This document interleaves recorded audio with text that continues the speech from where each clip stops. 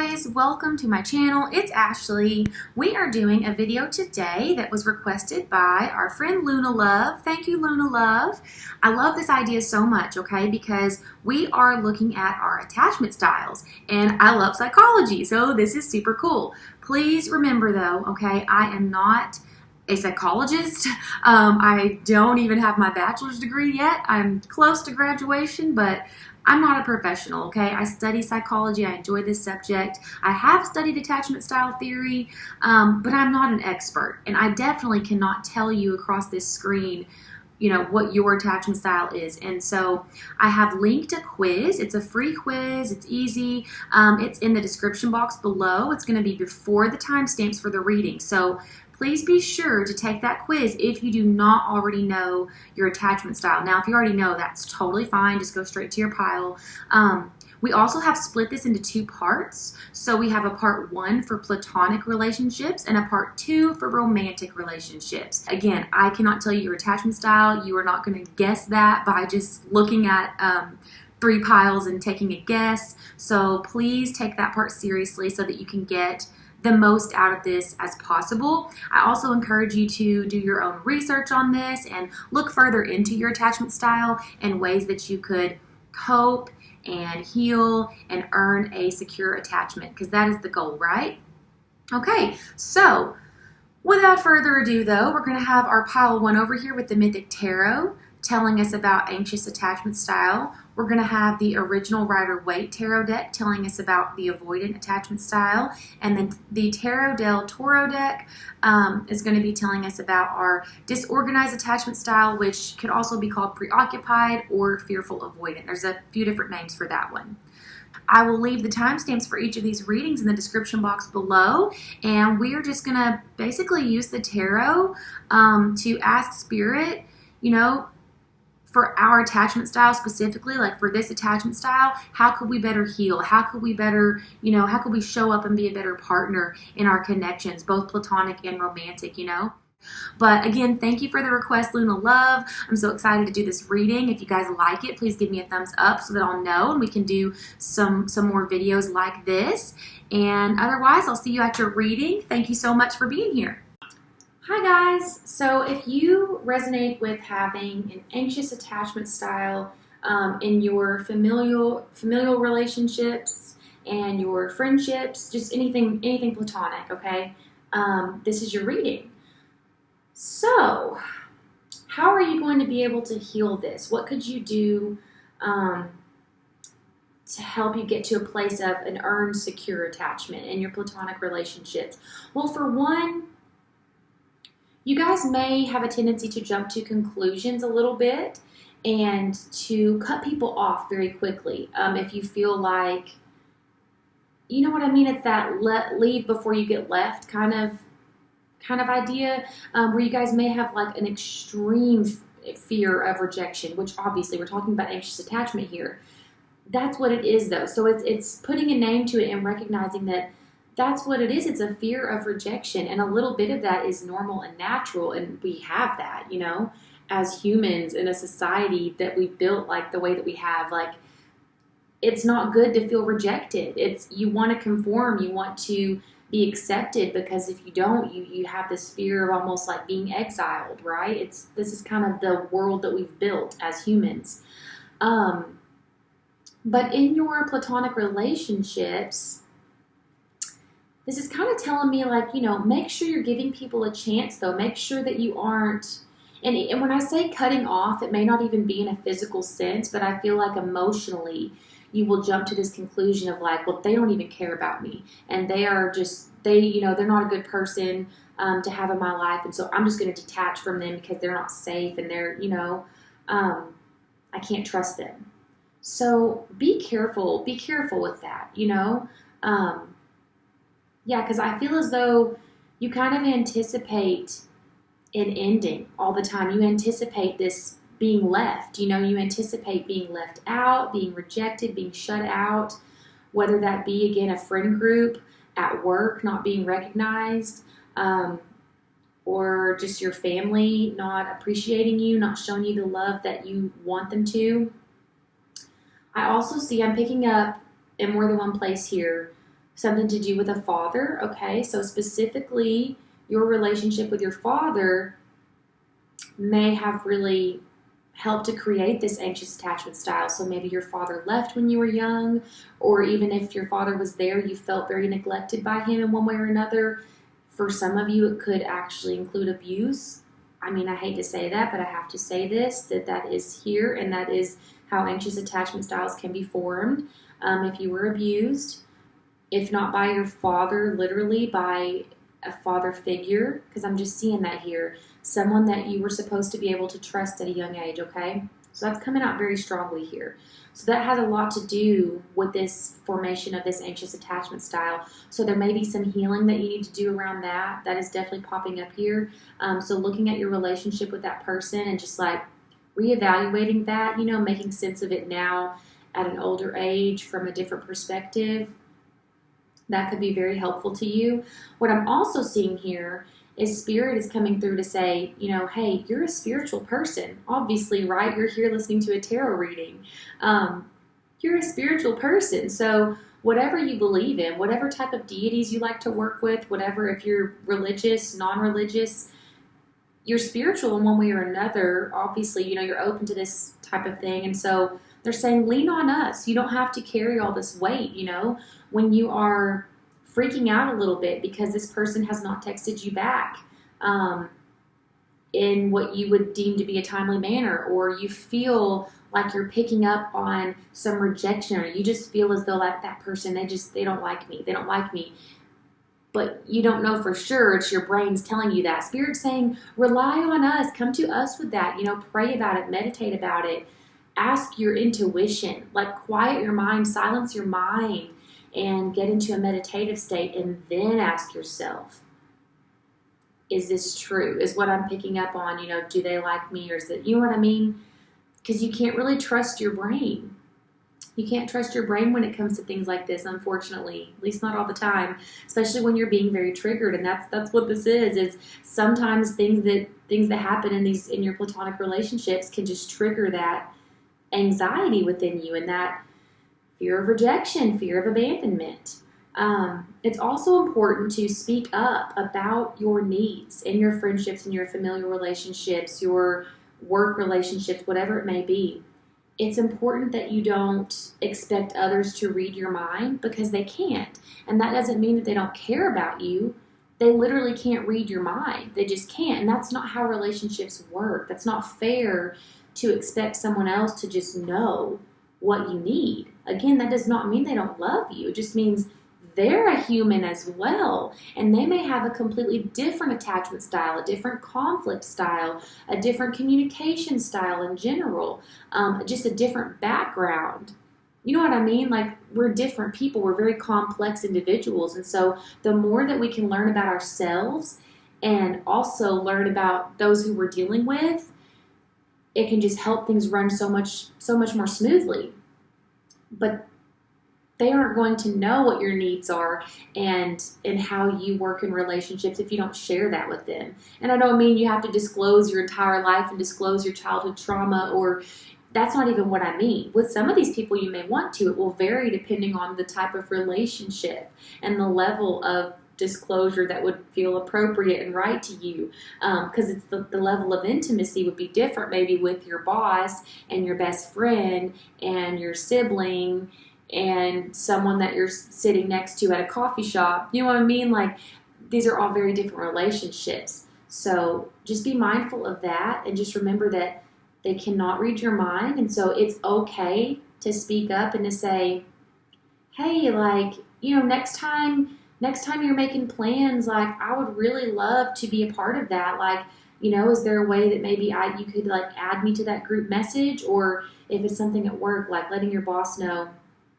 hey, like, I kind of struggle with, you know, getting in my head a little bit sometimes. I'm just wondering, could you give me, you know, some positive feedback, like, more regularly? Or is there something where we could, you know, at the end of each quarter or month, like, we could talk about my job performance, because that would just be really helpful to me, and I feel like I would be a better employee with that type of feedback. You know what I mean? Like, you can word it differently depending on the situation, but it's expressing those needs. Like, hey, I need words of affirmation, or hey, like I need more quality time. Like, you know what I mean? Telling a family member, like, hey, I love to see you in these group settings, but I just feel as though, like, seeing you out in a group and talking to you over the phone, it's not, I'm not getting enough time with you. Could we do like a FaceTime call? Could we like carve out some time to where we sit down together and I have like your undivided attention because there's something I really want to talk to you about?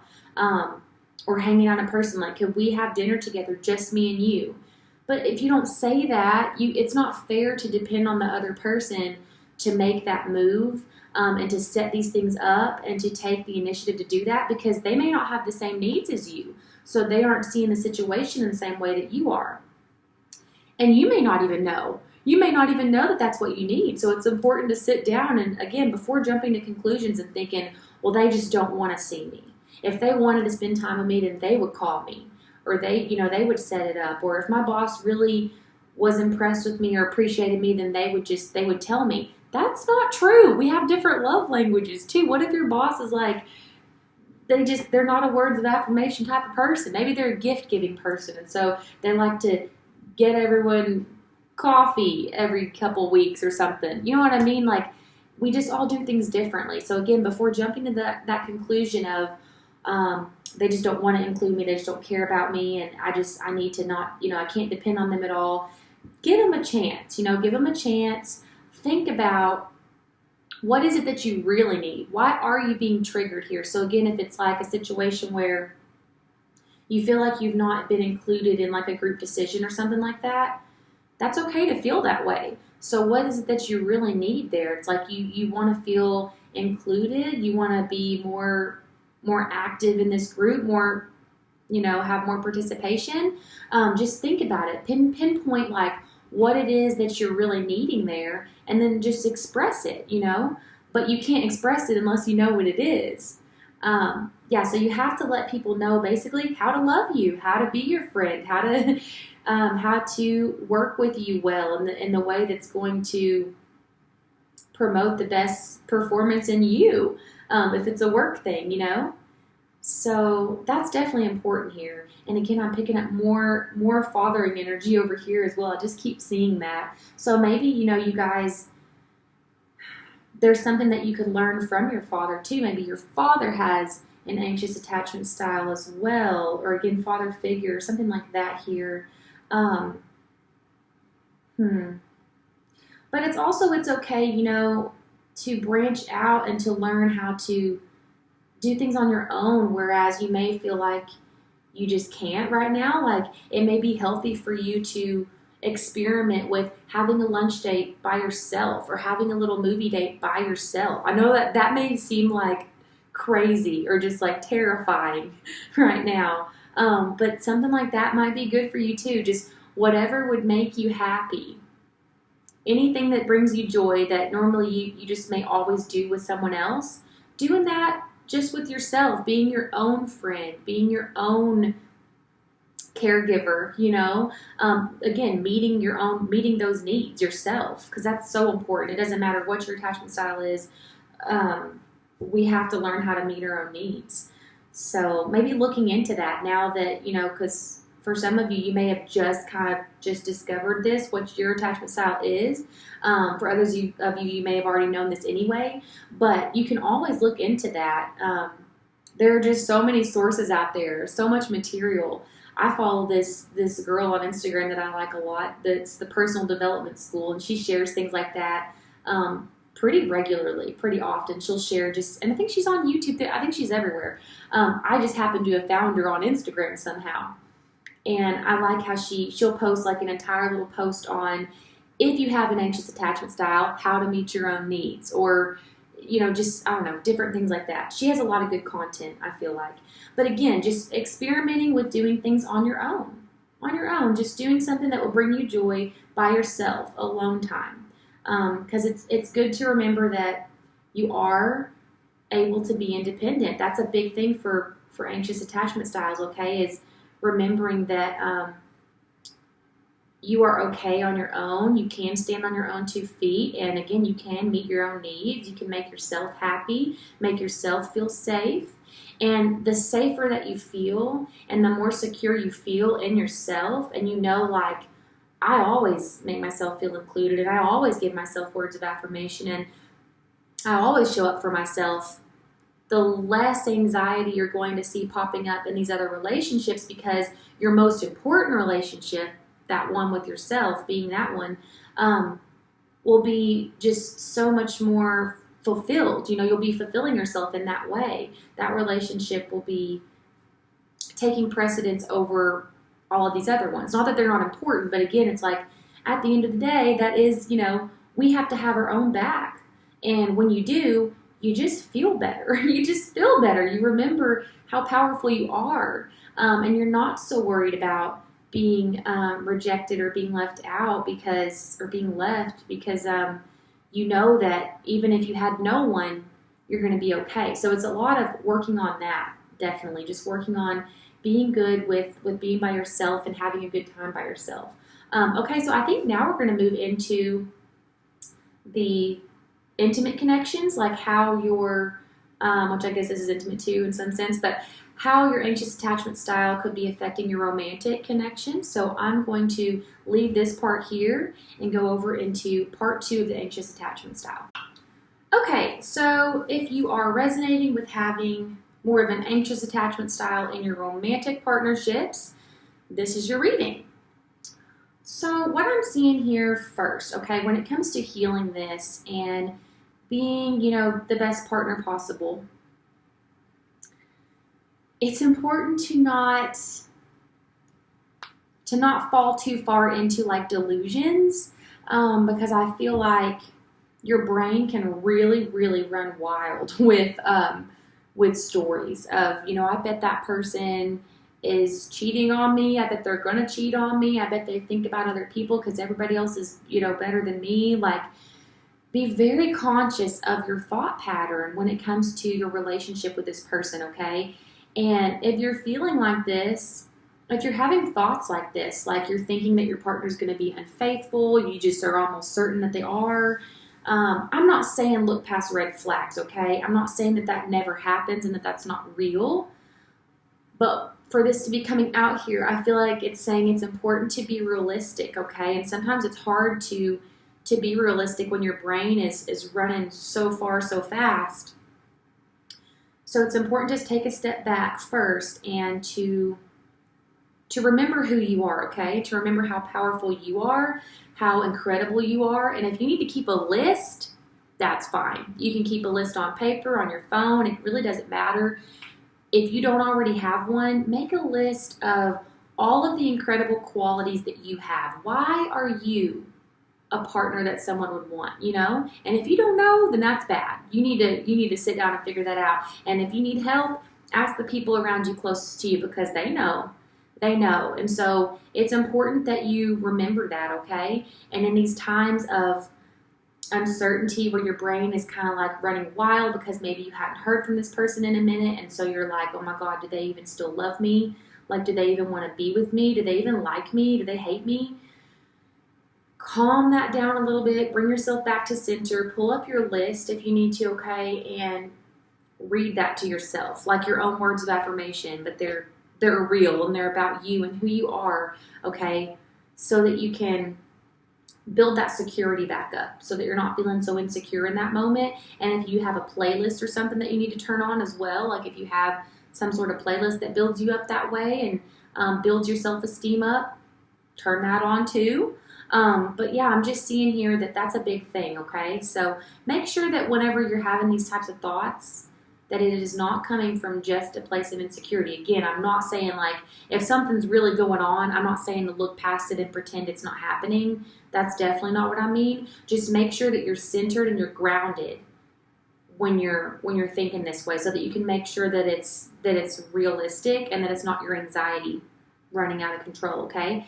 Another thing here, it is a-okay for you to speak up and express what you need in terms of commitment with this person, okay? If you need to know where you stand with this person and you need to know, like, say you're just early stages of dating, but you want to know, like, hey, what are you looking for? Like, when we're hanging out and we're talking, like, what are you wanting out of this? Because I need to know. I just want to know like where this is headed, where this is going. I'm not saying we got to get married tomorrow, but I want to know like what you're thinking, you know, what are your expectations here? Do you have any, like when dating?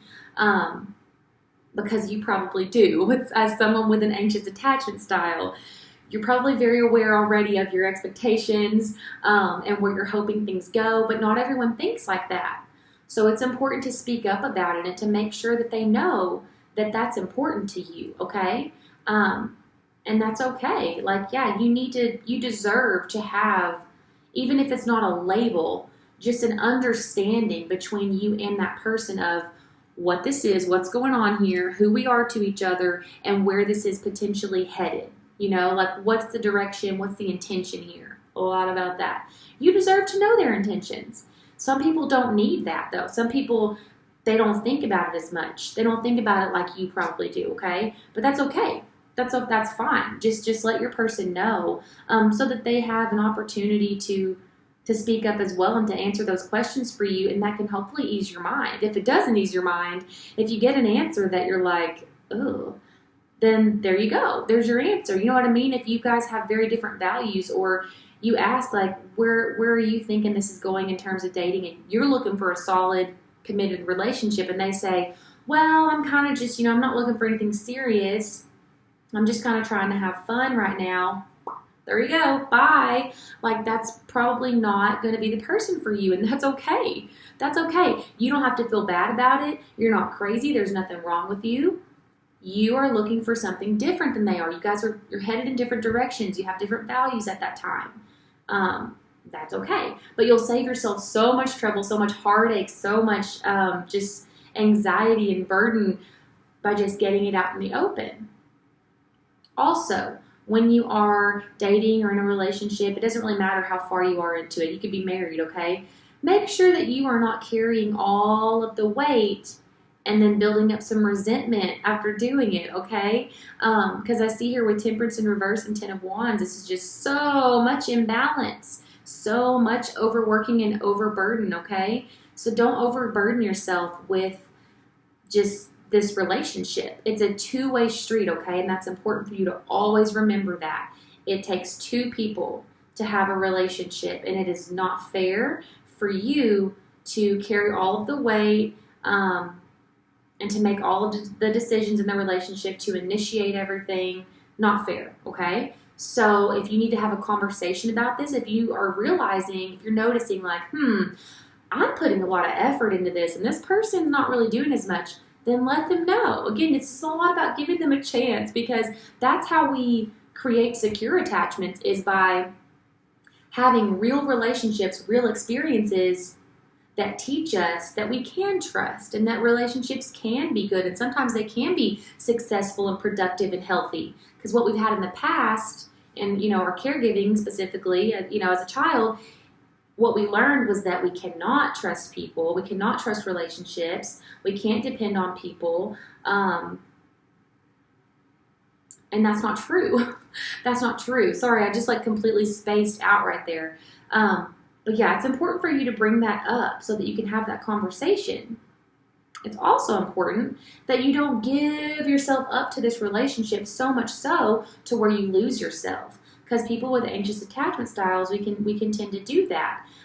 It's important to always maintain a certain sense of autonomy, okay, in all of our relationships, especially those romantic ones, because those are the ones where we can really lose ourselves. And that's just not fair to you. You're a human. You have a life that is so much bigger than just this romantic connection. Your life is so much bigger than that. You are so much bigger than that. Bigger than my body. John Mayer's coming into my mind. You're Mayer. Did I say? Yeah, John Mayer.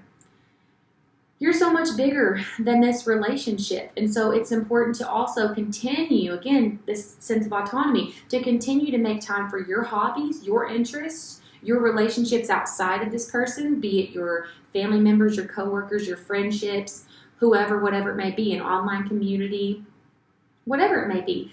Things that bring you joy that are just yours. It's important to have those. It's healthy to have those. We don't have to do everything with our partner. And when we do, do everything with our partner, again, we can kind of lose ourselves in that, and then it becomes like so scary, the thought of losing them, because they're in every single part of our life all the time.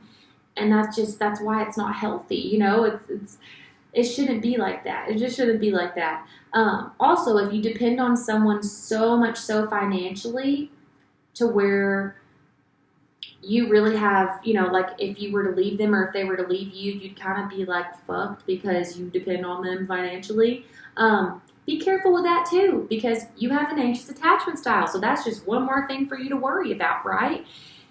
And so for you, it's going to be a lot about building up this security in yourself, like your self-esteem, your self-worth, the way that you view yourself, as well as literally your financial security, having, again, your own set of hobbies, your own set of relationships outside of this. You need your own other support group, okay? Your friends or family, whatever your circle is, you need other people outside of this connection. Because especially, again, with anxious attachment style too, like, you guys got to be careful. You could end up in unhealthy connections really easily because people will take advantage of that, because you're going to overgive and you're going to just do anything to make this other person happy. This relationship's going to mean so much to you, and you just have to be very conscious, keep your eyes open, okay, and just be aware, because for some of you that I did pick up here, I just didn't like the vibe here. It made me think like domestic violence. Honestly, it made me think like being trapped and being isolated. You definitely don't need that, okay? Again, it's just going to cause more problems. And I'm not saying that it's never okay to financially depend on another person and to have a relationship where this person works and makes money and this person stays home. That's not even what I'm saying. That's fine. There's nothing wrong with that. I'm just saying for you, particularly having a more anxious attachment style, that may be something that may not be great for you, because you do need to focus a lot on your independence. So even if you were at home, say that you're like, well, that's my life and I'm not going to change it. That's how it works. That's fine. But if you are at home while the other person's going to work, you're going to have to keep yourself busy still in the meantime. So you need to have things that make you happy and that keep you busy. What is going to make you feel like a productive, stable, independent person, okay? Even at home. It doesn't matter. Like, I'm doing this at home. I have a tarot YouTube channel that I do this at home. So even if it's something like this, something that fulfills you, that is not a part of your partnership, okay? So the other thing here to always keep in mind is the world is huge. Not only are you so complex and so expansive, and your life is so big and so far beyond just your romantic connections, but the world is a huge place. The world is a huge place, and there are billions of people out there. Don't forget that the everyday life that you're experiencing, unless you just travel all the time, some of you might, if you're staying in one place and you're seeing the same people, staying in the same town, you're not even seeing what else is out there in the world. Don't forget that. Don't come from this lack mindset of fear and of just lack, like, well, this is all there is. No, don't forget. Don't forget how expansive the universe is, how big the world is, and how much you could manifest, how much, you can have anything you want in this lifetime. Honestly, manifesting will be a great thing for you too. I could see that here too. Oh, why did I not pick that up with the world here? Absolutely. Manifesting what you want. And if you start to go into this mindset of like anxiety and worrying, just focus on what you want to happen, because we're always manifesting anyway with everything that we do and say. So if you're focusing on negative, whether it's real or not, even if it's, again, something that's like actually a delusion and you're just kind of like making up this narrative in your mind, which we all do sometimes. It's okay. I'm not trying to be like, you're crazy, why are you doing that? Like, I do it too. We all do that sometimes. It's important though to pull the reins in on that, okay, and say, whoa, put that to a halt. We're not going to do that. Instead, we're going to focus on what we want to happen. I'm going to imagine my partner treating me exactly the way I want to, And if you're not in a relationship right now, just manifesting that type of partner that you want and believing that it's yours and that it's coming, because it is. It is. And just focusing on that, having that growth mindset, that gratitude mindset, success mindset, okay?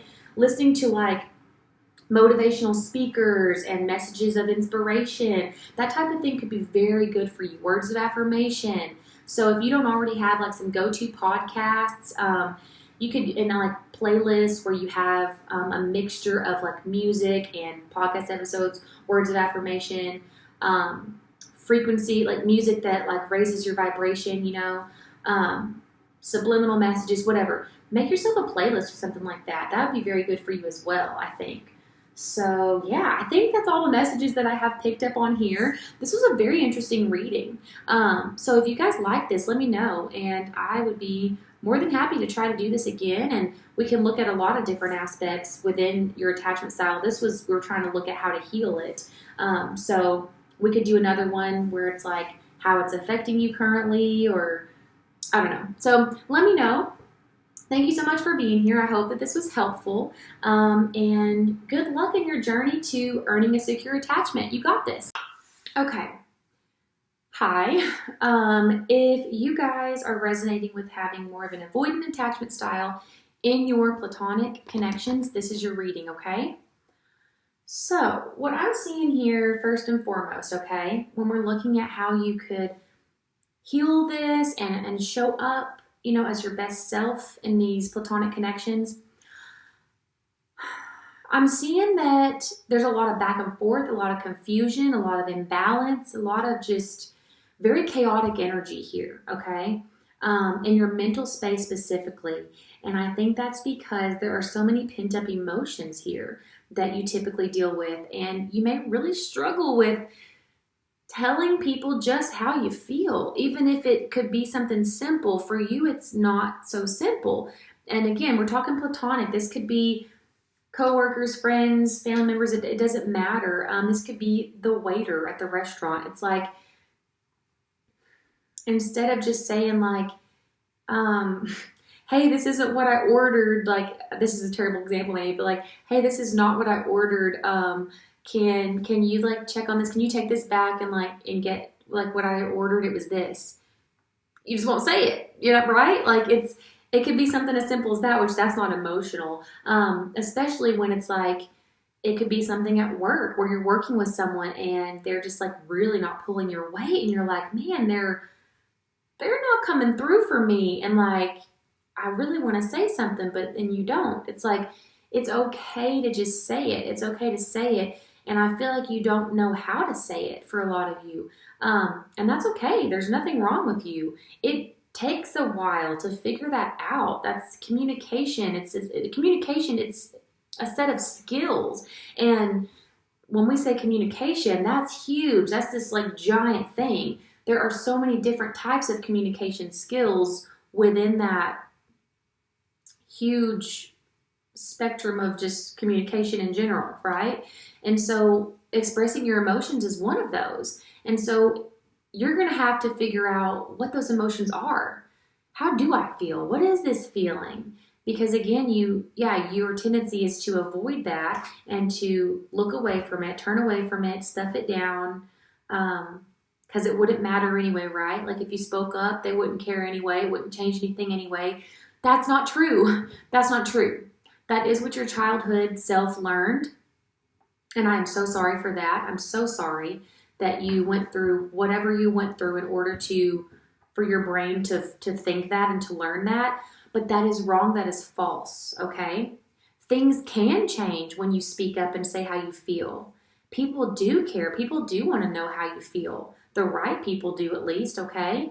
I'm definitely seeing here that you guys went through something really difficult in your childhood. For some of you, horrendous, I want to say, is the word I'm getting, that involved both of your parents here, okay? I'm seeing both. And I'm getting a lot of neglect here, a lot of neglect, so maybe abandonment. It's like as though you had to raise yourself pretty much. You basically had to raise yourself. And again, if you're avoidant, if you have an avoidant attachment style, that makes sense because that was formed in childhood when you realized that your needs weren't going to be met, so you stopped trying. You stopped crying, you stopped reaching out, you stopped expressing how you felt because it didn't matter. And I hate that. That's like heartbreaking, and I hate that for you. I'm here to tell you it does matter. It mattered then, and it still matters now. The difference is, as a child, you were in this little bubble, right? You only had these people who were supposed to take care of you, and they obviously failed to do so. And I'm not hating on them either. All the love and light to them as well, and forgiveness and acceptance, right? But we're focusing on you. You didn't receive the caregiving that you needed and that you deserved as a child, but you are not a child now. You're not a child anymore, and you are allowed to have feelings, and you are allowed to speak on those feelings, to express those. Again, I just feel like you don't even know what that means. You may need to really, like, literally study a little bit on, like, emotions. Like, what are all the different vast emotions that we have? And you may want to start, like, if you're trying to pinpoint how you feel, it's okay to start with the basic emotions, right? Like anger, sadness, fear, joy. It's okay to start with basics, but it might be a good exercise for you to, once you find that basic emotion, to go deeper with that, you know? Like, what is it really? Is it shame? Is it guilt? Is it regret? Is it betrayal? Is it humiliation? You know what I mean? Just going a little deeper with that. And there's just a lot that you can learn about your emotional body. Because again, as a child, your brain was like, okay, these aren't even working. Like me crying and me yelling out, it's like, it doesn't work. Nobody seems to care, so I'm just going to stop doing that. It's painful to do that and to not receive anything, to receive any support or compassion or the caregiving that I'm seeking. That's painful, so I'm just going to not do that anymore, you know? I'm learning that I have me and only me, and I have to suck it up, and I have to stuff that down and pretend it's not there, and I hate that. And so I feel like you've gone a lot of your life doing that, but you don't have to do that anymore. And if you start to open yourself up to your emotional body and explore, and you can do it slowly, you don't have to overwhelm yourself. If you start to explore these emotions, again, start with the basic and explore that and try to go deeper with that, your world is going to open up so much. I mean, you're talking about like pressing the on button, pressing the start button on something. I swear, it's just going to be so different for you. And right now, I just feel like you're obviously open to doing that, or you wouldn't be on this reading. You wouldn't be here. You wouldn't be here looking into it at all. So you're open to it, and that's why I'm getting all this imbalance and this confusion and this indecision. It's because you don't really know. You're like, I don't know how I feel, so I don't know how to express it. You know, that's okay. Again, nothing wrong with you. Not a single thing wrong. It's skills. It's a skill. And a lot of us, we didn't get taught that in childhood, and we didn't have the example, and we just have to figure it out. We have to seek it out and learn as we go, and you're obviously doing that. So kudos to you. You should be proud of yourself. Another thing I'm seeing here, okay, is you're going to have to start learning that when you start to feel happy, this is so sad. Like, it makes me cry. When you start to feel happy, it's okay, and it's not going to be immediately followed up by a dark cloud. Because I think that that's what your childhood self learned, and that is what you've been clinging on to is, okay, if I start to feel happiness, if I start to feel tingliness in here in my heart, if I start to feel emotions bubbling up that seem like joy, love, God forbid love, right? If I start to feel these things, I know that pain is coming. I know that darkness and pain and rejection and like just bad. I know that bad things are coming. And that's not true. It's not true. And I'm not saying it never has been true or that it could never happen. I'm not being unrealistic here. I'm just saying to be the other way is also unrealistic, okay? Just because you start to feel some sunshine does not mean the rain cloud is right behind it. So that's going to take some work. That's scary whenever you have trained yourself to think that, that those feelings aren't safe, you know, because as soon as you start to feel that, that's like a warning almost. It's more like a warning goes off in your body and you're like, whoa, whoa, whoa, whoa, whoa, whoa. This is not safe because that's what this means. I mean, look at how this came out. The Sun and the Three of Swords, but we've got Eight of Pentacles. This is what you're working on. This is what you're mastering, okay? The Sun does not always mean Three of Swords right after it. Now, love, and I've said this before in another reading, when we open ourselves up to love, yes, we open ourselves up to being hurt. We absolutely do. Because we love someone, we care about them, and so then we care about their well-being. And if anything were ever to happen to them, we're going to miss them. We're going to ache for them when they're gone, you know? But that is life. We don't have control over that. And it's not fair for you to miss out on all of the happy moments and those moments of connection and enjoying those relationships. It's not fair for you to miss out on that just because it won't last forever. Of course it won't last forever. Nothing in this lifetime is going to last forever. You won't be here forever. I won't be here forever. But again, like, why isolate yourself and miss out on all the beauty of life? Because that is the greatest gift, right? The greatest gift is love. Like, that is the greatest gift. And it's not fair to be here and putting up with the rest of the shitty parts of life and still not get to even experience that. Well, that's super lame. Like, I wouldn't wish that upon anyone. So I'm so happy for you that you are starting to realize this, though, and you are working on this. I think that you're learning that, yeah, heartbreak will come and it will go, you know? Why does that sound like a song to me? A song just came into my mind.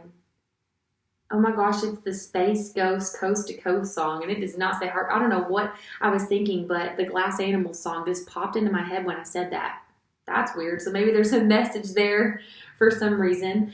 But yeah, you guys are learning that, yeah, nothing lasts forever, okay? And that's how you're going to be healing this, is really coming to a peaceful acceptance that nothing is meant to last forever. And that's what makes the present moment so special. That's what makes this so special. If it lasted forever, then I'm not saying it wouldn't be enjoyable, but it would last forever. It would be, everything would be so different. It's like, that is what life is. Life is temporary. It is a journey. It is growth. You know, like, we get here, we start out, we have a bunch of shit dumped on us, most of us, right? In our childhood. And then we have to navigate, find our way out of that, find our people. The world's fucking huge. We've got to find our people out there because they're not always right there where we were born and where we grow up. We got to find our true selves, find our people, find our purpose. It's crazy. It seems crazy. It's like, how is that fun? It's not. Not all that's fun. But there are parts of life that make it fun, that make it worthwhile, and that is our relationships, our connections to ourselves, to spirit, to others. That makes life so worthwhile. And for you to miss out on that again, and you're already going through all the other shit, you already went through your childhood and had to dig your way out and build yourself back up and get yourself to where you are now. You deserve to experience love. You deserve this. And as I said in the last pile, I need to say this in every pile because it goes with every attachment style. The way that we earn a secure attachment style, the best way is to have healthy relationships. As we continue to have relationships with other people, with new people, I'm not saying again that you'll never be hurt again, that we'll never have a bad relationship again, but you'll also be experiencing good relationships, healthy relationships, productive ones, successful outcomes.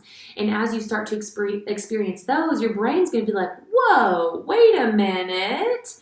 I thought everyone on the world hated me and was out to get me, and that love always equaled pain. Well, not true, right? You're going to have this contradiction. Your brain's going to start learning that that's not always true. And while that's still there, there's a potential for happiness. There's a potential for love that feels good and that does not equal pain. You know what I mean? So it's retraining your brain. It's teaching yourself this. And that's pretty much what I got here. I did feel the need to point out some signs here because we've got Libra and we've got Gemini and we've got Virgo. that showed up here, and I just felt like maybe that was a confirmation for someone, maybe one of your signs or one of your parent signs or something. I don't know. I just felt like I wanted to point those out there. But I'm going to leave this part of the reading here, and we're going to move on into now avoidant attachment styles in romantic connections. So if you resonate with that there as well, then I'll see you there. And if not, I'll see you in your other reading. Okay. Hello. If you have resonated with having an avoidant attachment style popping up in your romantic connections, this is your reading. So hilarious that we got 7 of Swords here, right? Because that can be avoidance. So I'm like, wow, okay. But we've got 7 of Swords in reverse with the Tower in reverse. So I do want to point out that if you haven't done a lot of deep inner work yet on like some inner child healing and like maybe your relationships with your parents, again, because we're talking about attachment styles here. So, you know, this is formed a lot of times in your early years with your caregivers, okay? So if you have not done a lot of work with that yet and you've been considering it, I'd say this is definitely your confirmation to do that. Also, what I'm picking up here is that it's okay to be honest with your partner when you're feeling a little bit of that ick. Because I feel like that's kind of what I think is when you get the ick, right? But are you really getting the ick or are you feeling avoidant? You know what I mean? And so if you are in a relationship, especially, you know, you've committed to this person, and so you've got to be fair to them and you have to keep them in mind and be considerate of their feelings as well. And so if you're starting to feel like smothered and like, oh my God, I need space, like just get away from me, you know, like again, like the ick, like everything they do just irritates you. They're just grossing you out, making you mad. It's terrible to say, but I don't know how extreme it gets. But if you're feeling that way, that's okay. That's how you feel. That's how you feel. But if you pretend you're not feeling that way and you are too afraid to speak up and let them know, you know, that you're feeling that way, where are you going to get? Where are you going to get? You're going to continue to be irritable with them, and they're going to be picking up on your energy and feeling like, well, what did I do wrong? It's just going to start not a good cycle, okay, of communication. We don't want that. So it's okay to speak up about how you're feeling. And I don't mean you have to say like, hey, you're grossing me out and like everything you do, I absolutely despise. Please don't do that. Please don't do that. You can say that to yourself. Be honest with yourself. Journal it out. It's important to look at those emotions and to see how extreme they get, especially because that's telling you something about yourself and your attachment style and how you're feeling, okay? That's important. Maybe the way you want to relay that to your partner is like, hey, I'm feeling a bit smothered. I'm feeling a little bit overwhelmed. I really need some space. I need some time to center myself. I've got a lot on my mind. You don't need to worry about it. It's just I need a moment to breathe. I need some time by myself, right? You don't have to like go and just like over explain yourself.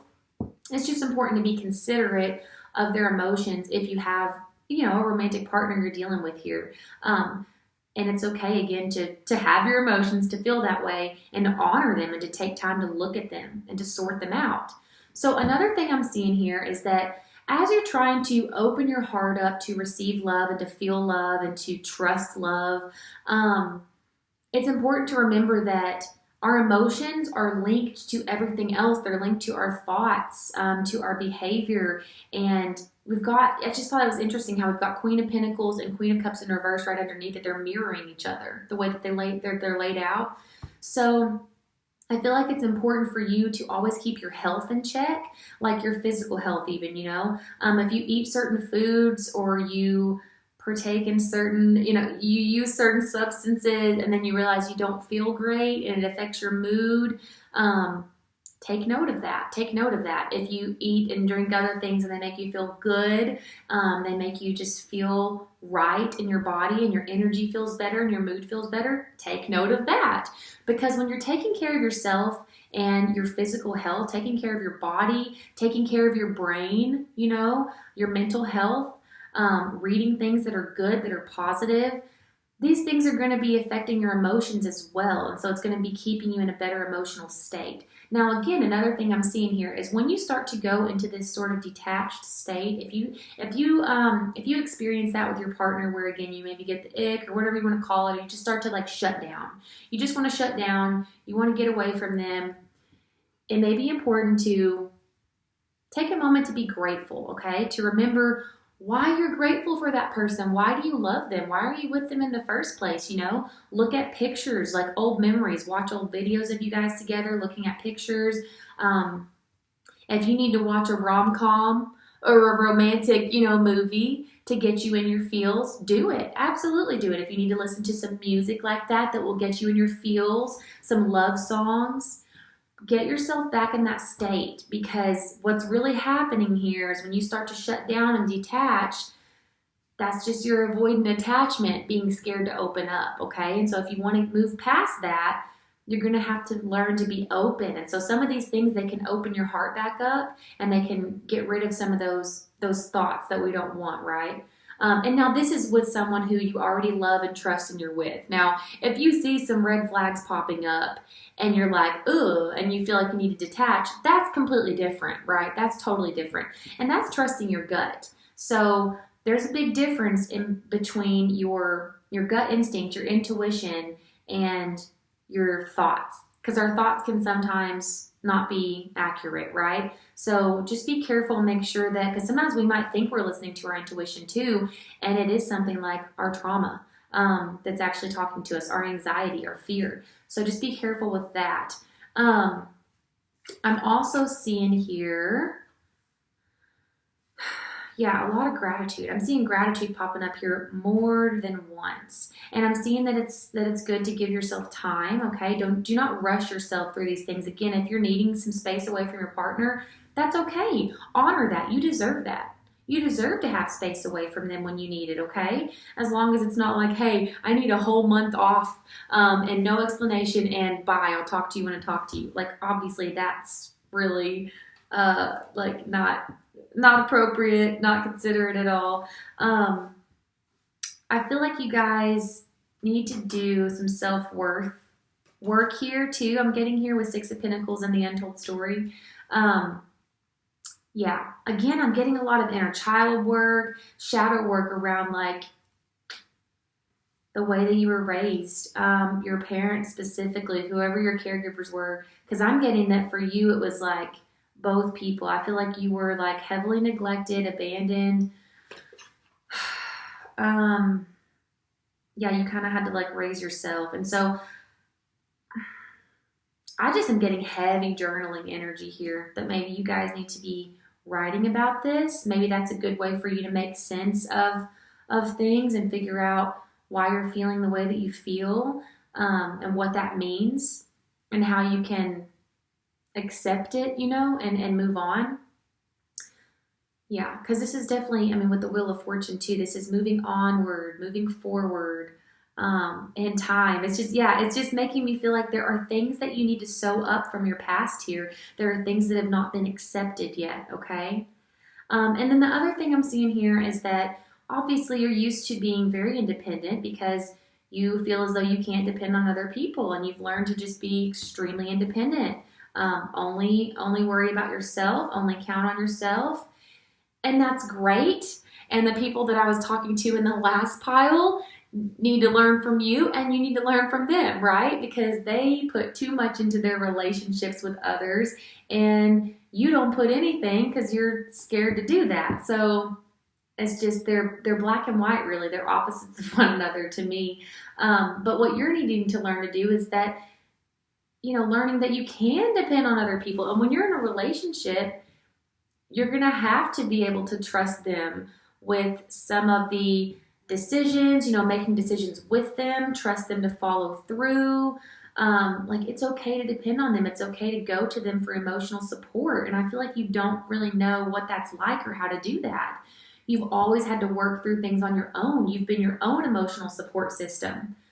But this person is here for you because they love you and they care for you, and they need you to open up to them and to trust them. Again, this is, I'm going like deep into like, this is like long-term relationships. If you're dating someone, obviously, it's going to be different degrees. Okay. So just remember that as we're talking about this here.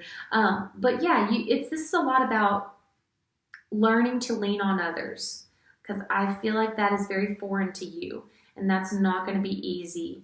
But it's okay to do that. It's safe to do that. That doesn't mean that it's safe to lean on others all the time, everywhere, and just anyone. But we're talking about your romantic connections. This should be someone who, again, you trust, right? And they trust you and they love you, and you should be able to know that. You should know with certainty that this person has your back. And so if you do, then yeah, they want to be there for you. So it's okay to let them do that. It's okay to let them do that. It's okay to ask for help. That's another thing with that Six of Pentacles there. Yes, it's definitely okay to ask for help. You don't have to do everything on your own. Maybe acts of service is a love language for some of you guys too. It's definitely important to know your love language. That's another thing I forgot to mention, that when I first laid these cards out, I thought that. So you guys may want to look into the 5 love languages if you have not already. Because yeah, we've got acts of service, words of affirmation, physical touch, quality time, and gifts. How did I forget the last one? And I'm literally looking at 6 of Pentacles, which can be about gifts. So maybe that's another one of your love languages too. But yeah, it might be good for you to look at that as well. And then if you start to notice differences in, say your love language is acts of service, and you like to do things for your partner and you appreciate when they do things for you as well. But then all of a sudden you notice that you don't want to do anything for your partner. You're getting resentful of doing anything for them, and you don't like it when they're doing anything for you. You're like, why are you doing that for me? I can do that myself. There you go. If that's your love language and you're feeling like that, I'd say that's a pretty big sign that you're starting to shut down, you're starting to detach, and it might be time to take a step back, to have some time alone away from your partner, and to go into that gratitude mode, and to go into that, onto that memory lane, and remember why you love your partner, why you're with them, why it's okay to trust them, why they can be a safe space for you, reminding yourself all of this, right? And that's going to be an ongoing process until you get to that earned secure attachment, which you absolutely can do. And because you're here, I know that you're working towards that. So I think that that's pretty much all that I have for you here. I'm going to leave your reading at that. I hope that this was helpful. And again, I'm so proud of you for doing this work on yourself, and all this self-discovery that you're doing it's going to change your life. And I believe in you so much, and I hope that you believe in yourself to the same extent. Again, you deserve to experience love. You deserve to experience joy. And I just wish nothing less for you. Hi, if you were resonating with having a disorganized attachment style in your platonic relationships, this is your reading. So, where to begin? First of all, I do want to say that a lot of people who relate to having this type of attachment style, not all, but it is, how do I put this? Yeah, not everyone with a disorganized attachment style had a parent struggling with addiction in the home, but a lot of children who had a parent struggling with addiction in the home do have a disorganized attachment style. I hope that made sense, okay? So I didn't want to make that seem like if you didn't relate to having addiction in your home as a child that this isn't your attachment style. That's not what I mean at all. But I feel like a lot of you will relate to that will resonate for you. And I got reminded of that with this 7 of Cups here, okay? Because this cup has it's like a cup with a skull and a bunch of cups around it. And it's just like giving me maybe addiction. And it's with Temperance. Temperance is the card with it, okay? So definitely, obviously, we struggle with balance here, okay? This attachment style, it's a little all over the place. That's what it is. You had inconsistency in childhood. You go from black to white to gray to black to white to gray. You know what I mean? And it's just a little all over the place. And your emotions can be out of control sometimes, and you just don't even know how you feel. You don't even know if you can trust your emotions. It's a lot. It's a lot to handle, okay? And so, yeah, you may struggle with feeling really close to someone, in one moment, and then the very next moment, you're feeling so far apart, planets away, worlds away from the person. Yeah, I definitely see that that's a struggle here. So how are you going to heal that? Okay, well, it's a balance between your heart and your head, okay? You guys may struggle with being impulsive, and this is telling me here that any impulsive action that you take is actually going to just hurt yourself in the end, too. Yeah, it's actually going to just hurt yourself. So it's going to be helpful to you to step back whenever you're feeling an urge, like an emotional urge, just an instinct to do something, just an urge to do something. If you can step back and look at that and think, well, is that a good idea logically, like rationally? Is that what I should do? Like, should I say that to them? Should I do that?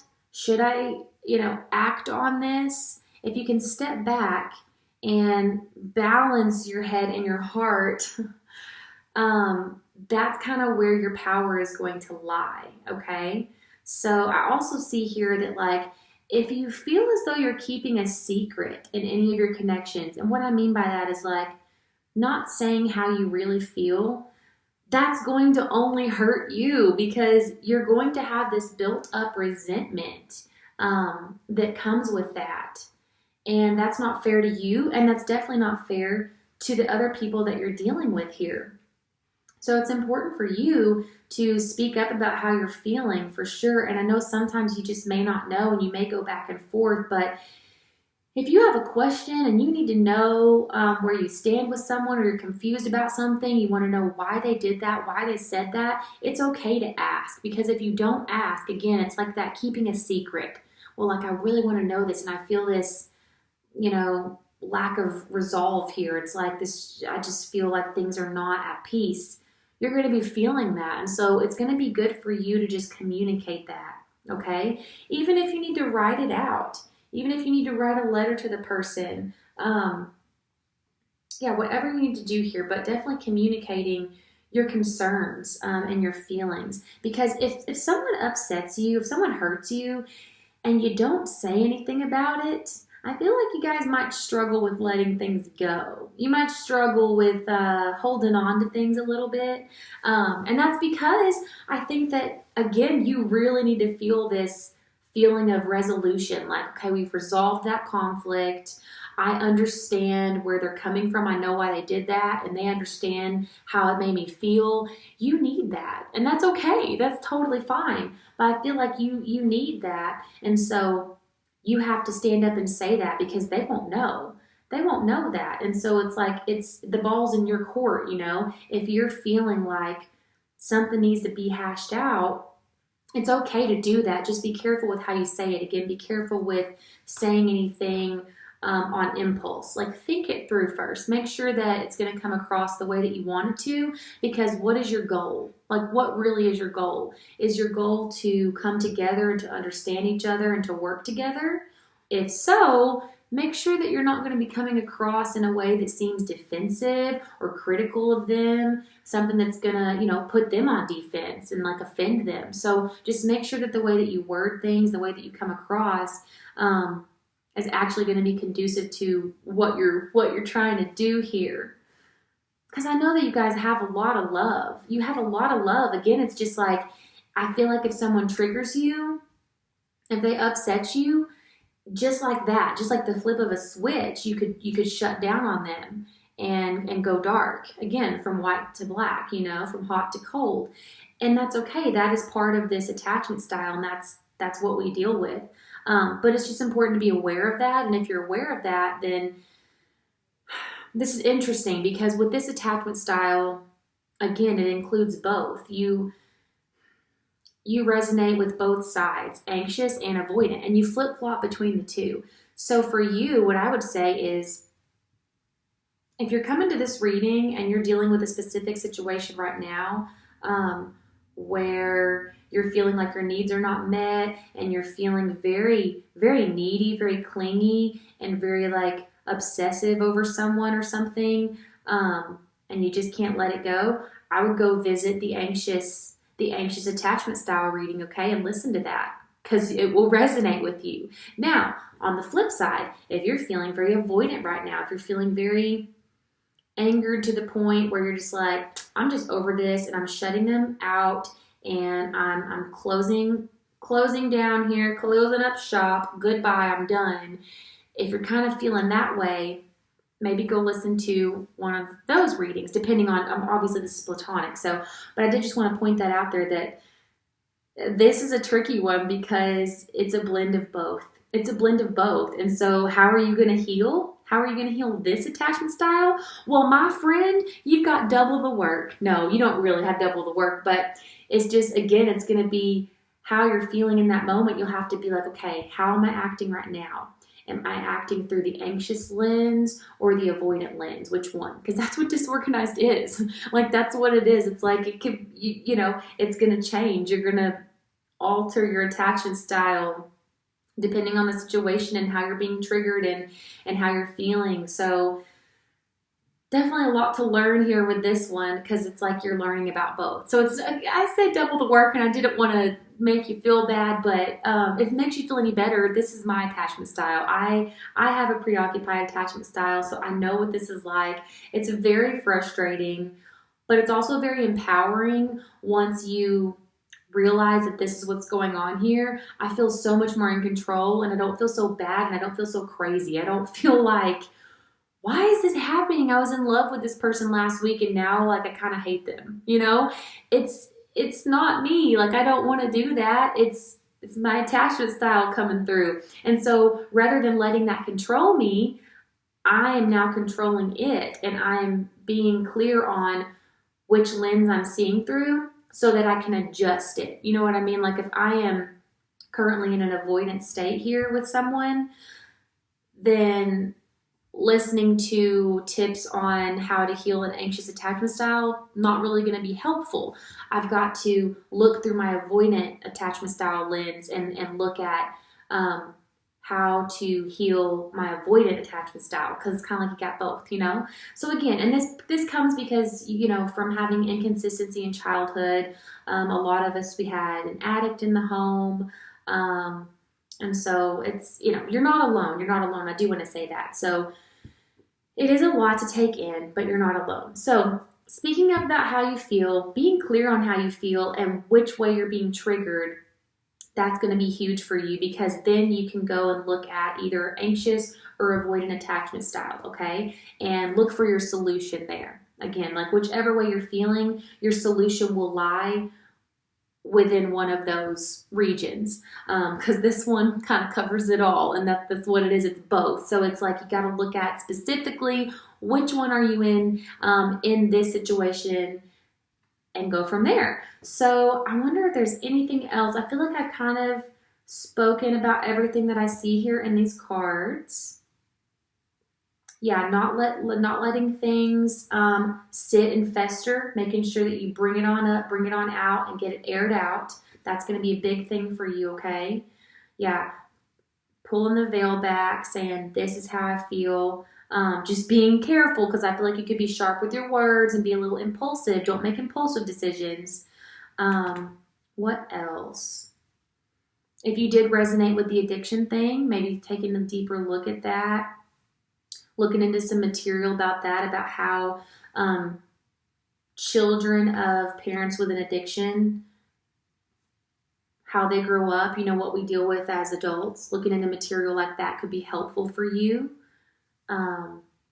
And it could remind you again that you're not alone and there's nothing wrong with you. It's just the things that you experienced in your childhood are different than what other people experienced. And so you kind of got to find your group. And we can be like, hey, like, your childhood was kind of like mine. Like, we get each other. It was fucked up in the same way. Like, that's horrible to say that. But, you know, the same kind of fucked up. Not that we're fucked up. That's what I'm saying. I'm saying, like, what we went through. Like, our situations were the same kind of shitty, you know? I'm sorry, I'm like laughing at this. I'm trying to make light of it. It's what I do. It's what I do. I'm sorry. But that's pretty much what I have here, I think, for the Platonic connections. Again, if you want some further messages, I would look at how you're feeling depending on the connection and go to either avoidant or anxious, okay? they are what they sound like. I think that you probably know that, so I don't need to really fill you in on that. But I'm going to move on now to part 2, and we're going to look at how you could be healing your preoccupied attachment style in your romantic connections. Hi, if you guys resonated with having more of a preoccupied attachment style in your romantic connections, this is your reading. So what I'm seeing first is it's going to be important for us to remember that when we've committed to something, we're committed, right? So if you've made a commitment to someone, it's important to honor that. So instead of throwing in the towel, giving up, and shutting down, how can we take a step back, and form a plan? Put a plan together of finding a resolution. Put a plan together of, okay, like, this is the problem. This is why I want to give up. This is why I feel like this does need to come to an end, and figuring out a way to solve that problem, taking a step back and just instead of giving up, again, making like a plan of solution, an action plan to resolve this issue as a team. Also, I feel like I just touched on this in the Platonic reading for this pile as well, but if you struggle with letting things go, again, making almost like a plan of action for, okay, that already happened. So how can we let this go? Getting in our little cycle of healing and acceptance. So it's okay to sit in those emotions. We're going to remember what happened. This is how we felt. This is how it's making us feel now. But why did that happen? Let's make sense of that. We're going to accept it. Even if we don't know why it happened, it happened. It happened and it's over with. So coming to that point of acceptance and remembering that, like, cannot be changed now. Cannot be changed. It is in karma's hands now. The universe will take care of it. We're going to let it go, and we're going to move on, okay, and move on and accept it and forgive, and we're going to let it go. So you may have to do that with a lot of things, okay, and that's okay. Revisit it as much as you need to, okay? Nothing wrong with that. So another thing here is, again, not giving up, fighting for your connection, remembering why you're with this person. And I feel like if an argument begins, a disagreement happens, conflict is not always bad, right? We view conflict in different ways. I'm learning this right now in a communication course I'm taking. And I was like, what? Conflict isn't bad? I thought conflict literally equaled bad. It doesn't. Conflict is just that, conflict. It's, like the number 5 in numerology or in tarot. It's like, it's just an energy. It's just instability. It doesn't mean it's bad. It doesn't have to be bad. It doesn't have to be worked out in a bad way. It doesn't have to be explosive and destructive and abusive. But if you think that conflict is always bad, that's probably what you experienced, okay? But that shouldn't be occurring in your relationship now if you're in a healthy relationship. So if you're in a healthy partnership now, if conflict arises, you can deal with that in a healthy way. It does not have to get explosive. It doesn't have to get mean. It's important to remember you're on the same team. You're not their enemy. They're not your enemy. You can work through this in like literally just a conversation. You can do that. And again, I feel like you probably didn't see that. You didn't know that was possible as like a child. Like you thought anytime the slightest little bit of conflict arises, everything is just chaos and it's scary. Well, why is it scary? Because people are doing scary shit, right? And you don't know what's going to happen. But again, conflict doesn't always have to be that way. And so in your connection with your romantic partners, it doesn't have to be that way. So remember that they're on your team. You're not enemies. You don't have to run and hide. And you also don't have to come at them guns blazing. It's not a war. You don't have to come at them combative. It's not a war. It can just be a conversation. Now, if you're with someone and they're coming at you combative and guns blazing, they need to do some healing work because that's not right. That is not how we're supposed to deal with conflict. That is not a healthy way of communicating, and that's a whole other story. But if you're with someone and they have a secure attachment style, or even if they don't, just like they are coming at you at disagreements with just like, hey, let's have a conversation. And you're the one that's either like running away, avoiding it, or like coming in super defensive and saying just mean remarks because you feel like you gotta put the other person in their place and like prove prove your status basically, because it's like a power dynamic and a power struggle. It's not supposed to be like that. It does not have to be that way, okay? So I just wanted to point that out there. Make sure you're not in a situation like that. This shouldn't be. That's not what I'm talking about. I'm talking about you. I'm talking about you. So make sure that you're coming to these conversations with your partner with this acknowledgement that you're on the same side, you have the same goal, and you're working on this together as a team. Another thing for you, because you deal with both avoidant and anxious attachment styles kind of together in one, and you never know which way you're going to be feeling, you need to have time for yourself always, okay? Because if you don't, you could easily get like real codependent. You could get real obsessed with your partner and get into that sort of anxious attachment. Like, why have they not texted me back? Do they love me? Do they still love me? Are they, do they care about me the way that I care about them? You could just be obsessing over them. You could also go the other way, like, oh my God, they're just always on top of me and I'm smothered and I just can't even think for myself and I don't even have my own life outside of them. And you're going to be feeling avoidant. So you're going to always need to have a life outside of your partner, and that might help you from going, it might help keep you from going from, black and white, back and forth, hot and cold. If you can have that time carved out for yourself, keep your identity. This is a big thing here with disorganized attachment style, knowing your identity, because you didn't really know your identity as a child, and with the way that you were raised, you didn't have a strong sense of boundaries because nobody around you did. You didn't understand what boundaries were. Nobody had them. So you certainly didn't have them. You didn't know how to have them or what they were. And you didn't know, again, like some of you may have dealt with a lot of enmeshment. So you literally didn't have an identity. Like you didn't know who you were outside of this system that was your family and your home, which was most likely very dysfunctional. No hate, no shame, because, relatable. But all that to say that it's going to be helpful to you, it's going to be healing for you to keep your sense of identity, okay? To keep your own dreams for yourself, and to take time away from your partner to work on those dreams, to chase those dreams, to sit in your own imagination, to be with yourself.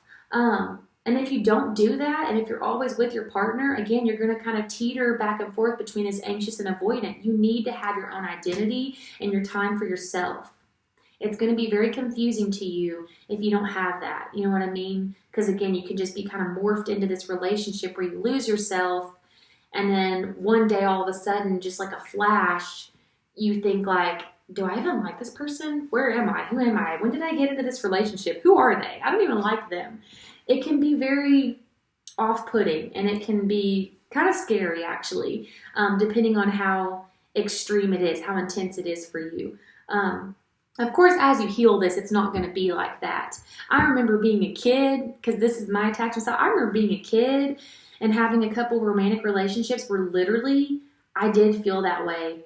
It's like I thought everything was great, and then I wake up one day and I felt like, who have I been the last couple months? Why am I with this person? I don't even like them. Actually, they're so annoying. Like, I kind of can't stand them. I'm sorry. Full disclosure, though. I'm just being honest. Full transparency. And it was creepy. I creeped myself out. I was, like, freaked out by them. I was disgusted by them. Like, this is so mean to say, but it's how I felt. And it was scary for me because I was like, why am I so disgusted by this person who I've been infatuated with for months? But that's what it was. It was like infatuation. So I'm just saying, in order to save yourself from this, you need to keep that sense of autonomy, okay? Keep your identity, and make sure that you have enough time on your own to think things through and to make sense of what's going on around you. So, yeah, because we've got the hermit here. So you're going to need time alone. I love this guy from Pan's Labyrinth. Well, we've got the Hermit and King of Cups. So again, this is how you're going to keep balance in your heart, okay? So you need time away from your partner to remember that you love them, kind of, to be able to miss them. That's going to be healthy for you. It may not seem like it at the time, because you guys may kind of get like super attached to where you don't ever want to be away from your partner. Like, why would I ever want to be away from them? That sounds horrible. I love being attached at the hip. Maybe for right now, but if you keep doing that, you might wake up and then have the ick and wonder why. So it's going to be healthy for you to have some time away from them. Again, have a little bit of time to miss them. Keep the flame going, that way. It's healthy. It's okay to go have a night with your friends. It's okay to go have a day by yourself, whatever it is. Just time on your own away from this relationship is going to be healthy for you. I'm seeing that very clearly. And also with the King of Cups here, I do have to say there may be something with your dad for this reading specifically that's coming out, okay? So I want to point that out. We have Virgo popping up here too, okay, with the Hermit. So I wanted to say that. Yeah, and King of Cups, that could be water signs. So Cancer, Scorpio, Pisces. So maybe your dad's a water sign too, like whatever. Take whatever resonates there. It doesn't have to at all. That maybe was just an added confirmation for someone, but it may be worthwhile to look at your attachment with your dad specifically. This came out in another pile too, and it's specifically like dads. But yeah, something with your father or fathering energy around you that really affected you as a child. So maybe looking at how that's playing out in your romantic connections, okay? There's something big that you need to heal there with. So whether that's an abandonment wound from your father, like a neglect kind of wound, maybe you felt as though they never saw your worth. What did you need from your father? Maybe going into love languages too, which I also just touched on in one of the other piles. But yeah, like what did you need from your father that you didn't get as a child? First and foremost, giving that to yourself, but also, since we're talking about romantic connections, being able to tell your partner, hey, this is what I need from you. Like, this is the way in which I need you to show up for me and show your love for me, because this is just what works for me. This is the way that I need to be loved. And so looking into that, so like maybe you didn't get quality time with your dad, and so you need quality time with your partner. You just need to say, hey, like, can we just sit and like talk and not have our phones for just a little bit? Like, I want you to just give me your attention for just during dinner, maybe even, like let's just eat dinner together and not have our phones and just talk to each other. Or going and doing something together too is a great, I don't know why I'm going into quality time specifically. I feel like that would make a lot of sense though for a lot of people who would have a fearful, avoidant, preoccupied, disorganized attachment style. God, there's so many names for this one. But for people who resonate with this type of attachment style, it would make sense that quality time would be a love language, since a lot of us, we wouldn't have gotten that really in childhood since it was so inconsistent. Anyway, I'm going down a rabbit hole here. But yeah, maybe looking into your relationship with your father and what you didn't get from him or some other type of masculine kind of caregiver, and how maybe that's popping up now and triggering you in your romantic connections, Maybe you need what you didn't get from your father, from your partner now, and that's okay. There's nothing wrong with that. Like, it's okay. Just think about it, figure that out, and let your partner know.